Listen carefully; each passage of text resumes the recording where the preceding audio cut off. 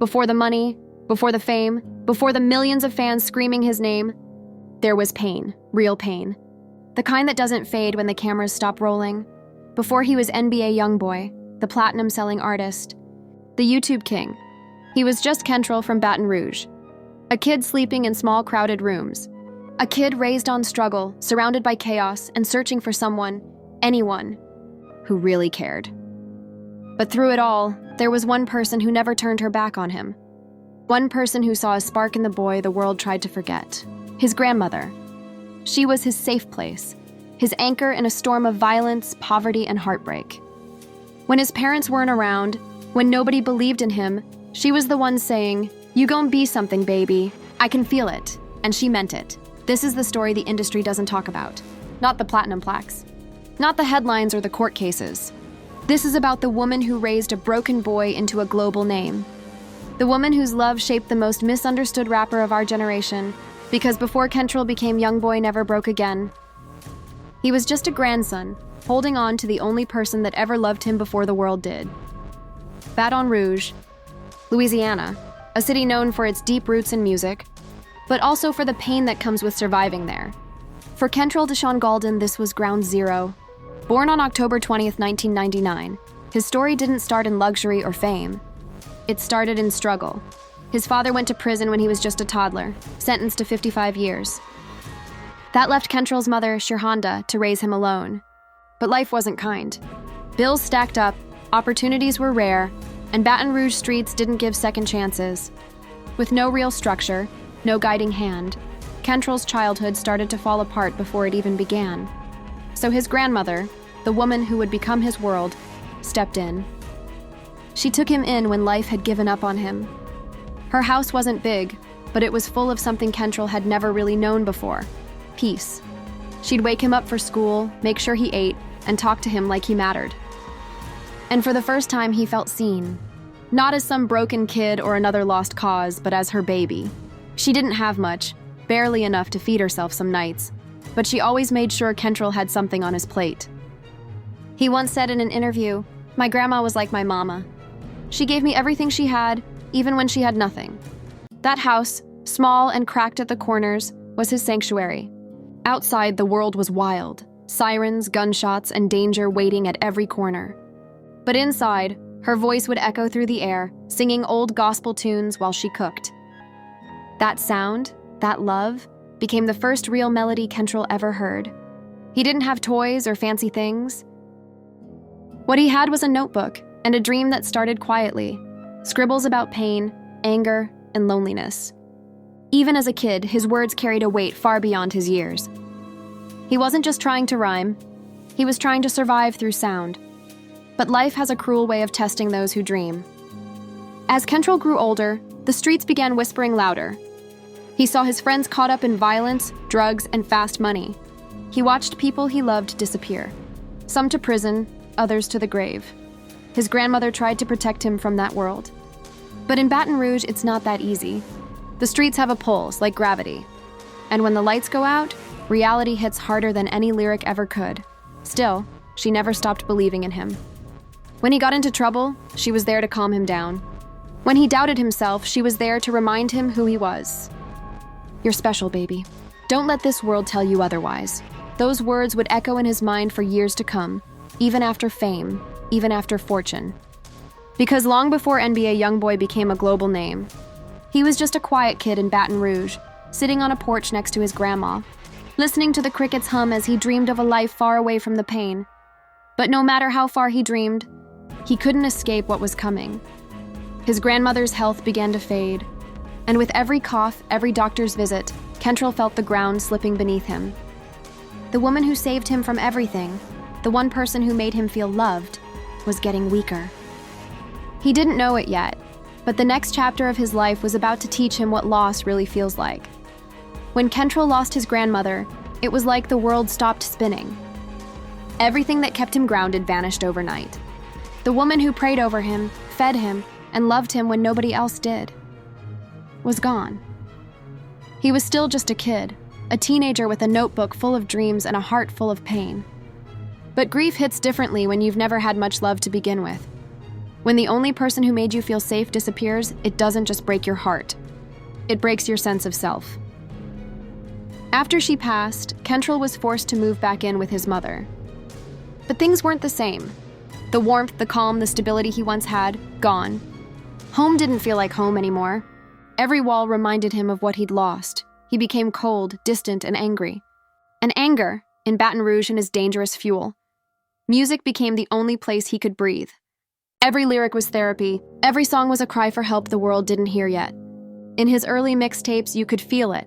That raw emotion, that unfiltered pain that made people stop and listen. Because he wasn't pretending. He wasn't acting. He was bleeding through the mic. He once said in a studio session, "I put everything in my songs. I ain't got nobody else to talk to." And that's the truth. His music became his way of talking to his grandma, his only real audience. Every verse felt like a conversation with her spirit. Every beat carried a piece of her love. But love couldn't protect him from the streets. By 14, he was already deep in situations most grown men wouldn't survive. He got arrested for robbery. He fought constantly. He was trying to find himself in a world that only offered him chaos. And underneath all that toughness was a broken kid who still missed his grandmother's voice.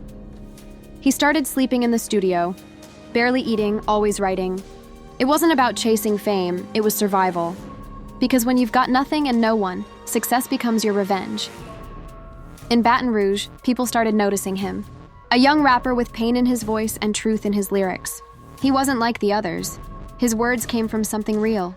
That pain was magnetic. It pulled people in, but fame doesn't heal what's broken. It only magnifies it. As his songs began catching fire locally, Kentrell's past followed him. Old beefs, neighborhood enemies, and fake friends trying to ride his wave, all closing in at once. And through it all, he'd look up sometimes, whispering to himself, "I know you watching me, Grandma. I'm still trying." That's what kept him moving. Not fame, not money. The promise he made silently to her, to make something of himself, no matter what. But the higher he climbed, the lonelier it got. Because once the love from his grandmother disappeared, nothing ever filled that hole again. Not women, not success, not even the millions that would later come. He started wearing pain like armor, tattoos, scars, stories etched into his skin. Every mark was a reminder. He survived. But he never healed. Behind every smile in his early videos, there was grief. Behind every flex, there was fear. He was becoming a star, but the world didn't realize they were watching a boy still mourning his only source of unconditional love. That pain built a legend. But it also built a wall that no one's been able to tear down since. Music wasn't just a dream for Kentrell. It was survival. When his grandmother passed and the world turned cold, the studio became his new home, a sanctuary where pain transformed into power. Every track he recorded was like a diary entry, a timestamp of a young man trying to outrun his demons. He didn't rap about luxury or fake fantasies. He rapped about what he knew: heartbreak, betrayal, and the streets that swallowed too many kids just like him. He wasn't trying to impress anybody. He was just trying to make sense of a life that never made sense to begin with. By the time he was 16, NBA YoungBoy was starting to make noise in Baton Rouge. Mixtapes like Life Before Fame and Mind of a Menace weren't just music. They were warnings. Stories told by someone who had seen too much too young. And fans could feel it. You didn't just listen to his songs, you felt them. Every line carried the weight of a childhood cut short. Every hook echoed that same ache, that longing for love that only his grandmother ever gave him. He wasn't chasing charts. He was chasing peace. The studio was his therapy. The mic became his confession booth. And every beat was another conversation with the one person who wasn't there to answer back. In a way, his music kept her alive. People often talk about YoungBoy's energy, that raw, untamed fire that burst through his voice. But that energy came from grief. When you've lost everything, fear disappears. You start moving like a man who's already seen the worst life can do. That's what made him unstoppable. He'd drop tape after tape, no breaks, no rest. He didn't care about marketing or image. He just needed to speak. Songs like 38 Baby became street anthems, gritty, emotional, and painfully honest. He poured his childhood into those verses. No father, a struggling mother, a lost grandmother. and a kid trying to find light in total darkness. In interviews, he rarely smiled. Even when success came knocking, you could still see that emptiness in his eyes. Because to him, fame was just a mask. Money couldn't replace the one person he wanted to call after every win. When the label started calling, he didn't feel proud. He felt lost. He once said, "I don't feel no love, man. Not like my grandma gave me. That love don't come back." That line hit harder than any lyric. Because no matter how loud the crowd cheered, Kentrell never stopped feeling alone. But that loneliness became his drive. Every performance, every recording session, every sleepless night, he was doing it for her. She believed he'd be something, and he refused to let her down. As his name spread beyond Louisiana, the industry began to take notice. Major labels started circling, offering deals, money, opportunities. But deep down, he still felt like that same kid sitting on his grandma's porch, lost between innocence and survival. Music had given him a voice, a purpose. But the pain that fueled it never went away. If anything, success made it worse, because now the stakes were higher. The spotlight was brighter, and the streets he came from, they don't forget. Kentrell was living between two worlds, the artist rising to fame, and the boy haunted by loss. And in that space between, where pain meets success, YoungBoy started to lose control. Music saved him from the streets. But it couldn't save him from himself. When fame finally found Kentrell, it didn't come with peace. It came with pressure. The same city that once ignored him now shouted his name, but every cheer carried an echo of danger. Because in Baton Rouge, success doesn't erase your past. It exposes it.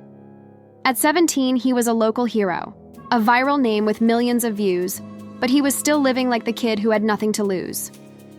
Money started flowing, friends started multiplying, and enemies started plotting. The hood loves you until it feels like you're leaving it. And YoungBoy? He was already halfway gone. He'd pull up to shows in rented cars, stack cash in duffel bags, and disappear into the night. To outsiders, it looked like a come-up, a rags-to-riches miracle. But behind the lens, it was chaos. Court dates, probation officers, fights, betrayals. Every new level brought a new demon. He was carrying Baton Rouge on his back while still battling the boy inside him who never healed. That's why his songs hit so hard. They sounded like war cries. Tracks like No Smoke, Outside Today, and Through the Storm were more than hits. They were confessions. He wasn't glorifying pain. He was surviving it in real time. Even as he bought jewelry and cars, he kept that same haunted look. Because the shine didn't silence the streets. He'd drive past corners where friends once stood, now replaced by murals and memorial candles. Every death felt personal. Every loss pushed him deeper into isolation. He started trusting fewer people. The industry wanted to mold him into a brand, but he was too raw for that. He didn't play the politics, didn't fake the smiles. If he didn't like you, you knew it. If he was hurting, you felt it in his voice.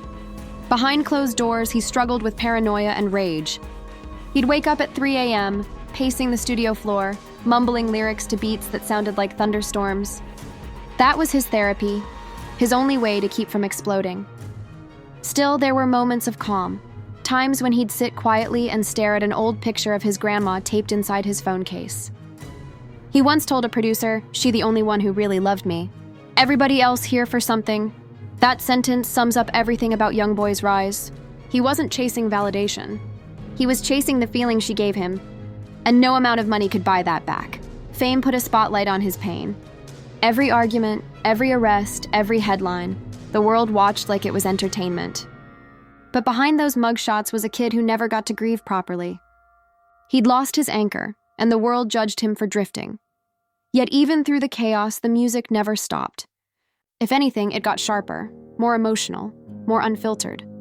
Each release was like ripping another bandage off old wounds. And fans connected because they saw themselves in that pain.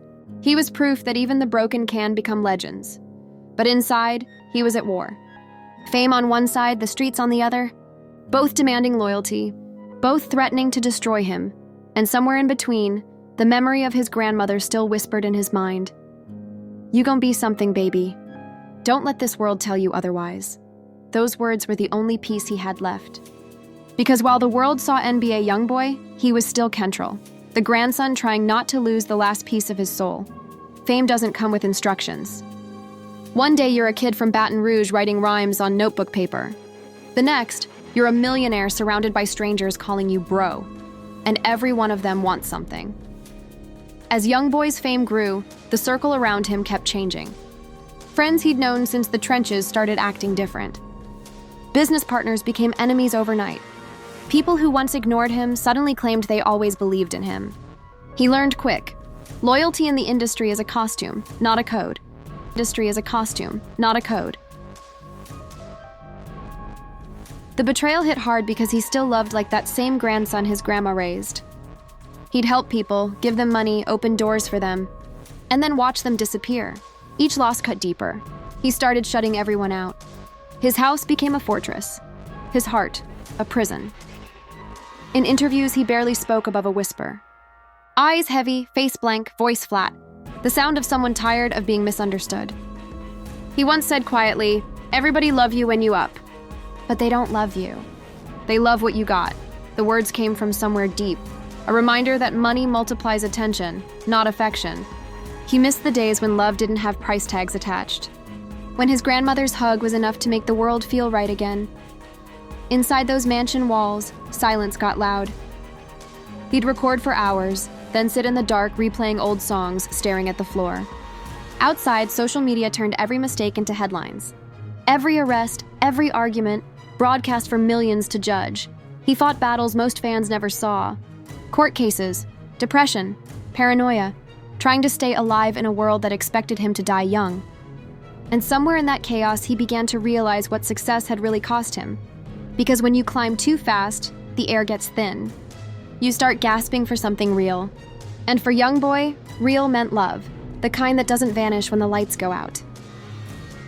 The kind his grandmother gave him without asking for anything back. Sometimes he'd talk about her mid-recording. A soft tone would break through the aggression, a glimpse of the boy underneath the armor. You could hear it in tracks like Lonely Child and I Remember, that trembling honesty, that quiet ache, that cry from someone who's seen too much. He wasn't just rapping anymore. He was confessing. The fame, the girls, the money, none of it fixed the hole she left. If anything, it made it wider. Because now he could have everything he wanted, except the one thing he needed. He moved between houses, cities, even states, trying to outrun the emptiness. But no matter how far he went, grief followed. At night, he'd stare at the sky, whispering to his grandma like she could hear him. "I hope you're proud of me." "I'm trying, I swear I am." And maybe she was. Because despite the chaos, he kept working, kept recording, kept living, something many from his world never got to do. Betrayal taught him distrust. Isolation taught him strength.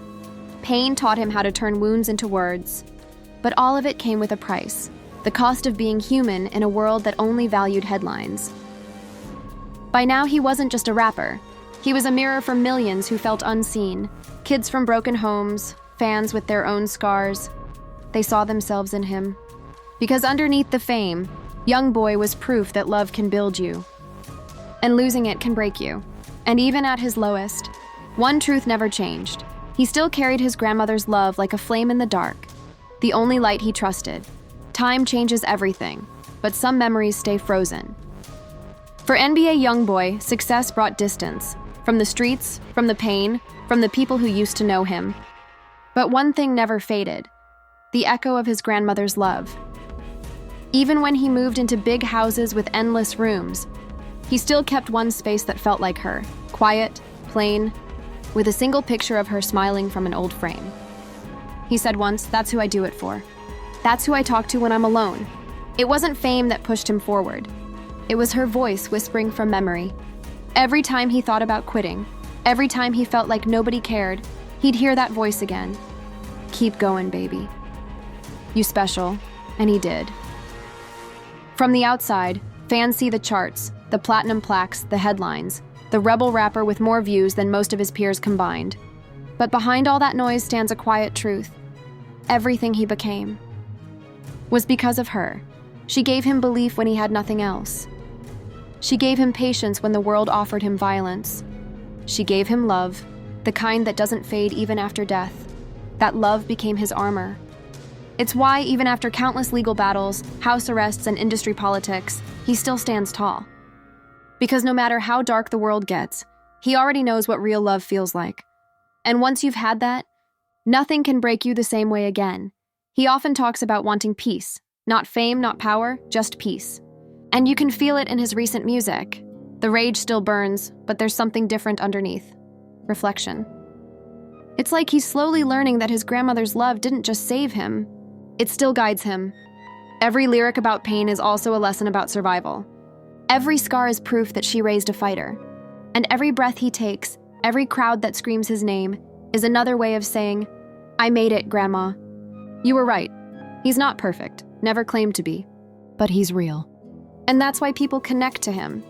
Because he reminds them that no matter how broken life feels, love can still create legends, even in his quietest moments. When he steps away from cameras and lights, he still moves like that same kid she raised, humble, alert, watching everyone, trusting no one. Not out of hate, but out of survival. Because in his world, you learn quick, love is rare, and loyalty is fragile. But hers wasn't. Her love was the kind that doesn't die, the kind that turns pain into purpose. And whether he knows it or not, everything he does now carries her fingerprint. Somewhere in the middle of all his fame and chaos, there's still that boy sitting on a porch in Baton Rouge, next to his grandma, listening to her hum gospel songs as the sun goes down. That's where his story began. And in a way, it's where it still lives, because every beat he makes, every verse he writes, every tear he hides from the world, it all traces back to her. The woman who loved him before he was rich. The woman who saw greatness in a broken boy and gave him the courage to fight for it. And now, every time you hear NBA YoungBoy pour his soul into a song, you're not just hearing a rapper. You're hearing her, her lessons, her love, her legacy, still breathing through the grandson she never stopped believing in. And that is the truth behind NBA YoungBoy's heart. Before the fame, before the millions, before the chaos, there was just a boy and his grandmother, the only person who ever loved him when he had nothing to give back. Every song he drops, every pain he voices, every victory he earns, it all carries her spirit. Because she wasn't just raising a child, she was raising a survivor. So the next time you hear his music and feel that raw emotion, remember, that's not just talent. That's legacy. That's love refusing to die. If you felt this story, drop it in the comments for YoungBoy's grandma, the woman who made a legend possible. Hit subscribe so you don't miss the next deep dive into the untold stories behind hip-hop's most powerful voices. Because these aren't just artists. They're people shaped by pain, love, and survival. Pain, love, and survival.